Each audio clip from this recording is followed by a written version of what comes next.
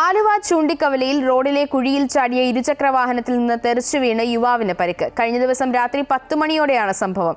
മഴയെ തുടർന്ന് കുഴിയിൽ വെള്ളം നിറഞ്ഞതോടെ ഇവിടെ അപകടം പതിവായിരിക്കുകയാണെന്ന് നാട്ടുകാർ പറഞ്ഞു.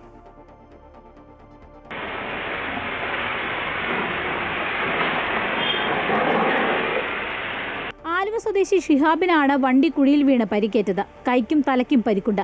അപകടത്തെ തുടർന്ന് ഇയാളെ ആശുപത്രിയിൽ പ്രവേശിപ്പിച്ചു. തിരക്കേറിയ റോഡിലെ വലിയ കുഴികളിൽ വീണ് മുൻപും നിരവധി പേർക്ക് പരിക്കേറ്റിരുന്നു. റോഡിന് കുറുകെയുള്ള കലുങ്ക് അടഞ്ഞുപോയതോടെ വെള്ളക്കെട്ട് രൂക്ഷമായതാണ് അപകടം വർദ്ധിക്കാൻ കാരണമെന്ന് നാട്ടുകാർ പറയുന്നു. വർഷങ്ങളായി സ്ഥിരമായി മഴ ആരംഭിക്കുമ്പോൾ കുഴി രൂപാന്തരപ്പെടുകയും പലരും അപകടത്തിൽപ്പെടുകയും മാരകമായ പരിക്കേൽക്കുകയും ചെയ്യുന്ന ഒരു സ്ഥലമാണിത്. 5-6 വർഷത്തോളമായി എല്ലാ വർഷവും നമ്മളിത് പൊതുമരാമത്ത് വകുപ്പ് മന്ത്രിയുടെ ശ്രദ്ധയിൽപ്പെടുത്തുകയും ചെറിയ ചെറിയ വർക്കുകൾ ചെയ്ത് ഇങ്ങനെ ഇരുട്ടുകൊണ്ട് ഓട്ടയടയ്ക്കുന്ന ഒരു സംവിധാനമാണ് ഇപ്പോൾ നിലവിൽ സംഭവിച്ചുകൊണ്ടിരിക്കുന്നത്. ആലുവ മൂന്നാർ റോഡിൽ പഴങ്ങനാടി തിരിഞ്ഞു പോകുന്ന പ്രധാന കവലയാണിത്. തിരക്കേറിയ സമയങ്ങളിൽ വാഹനങ്ങൾ പതുക്കെ പോകുന്നതിനാൽ അപകടമുണ്ടായാലും വലിയ പരിക്കുകൾ ഒഴിവാകാറുണ്ട്.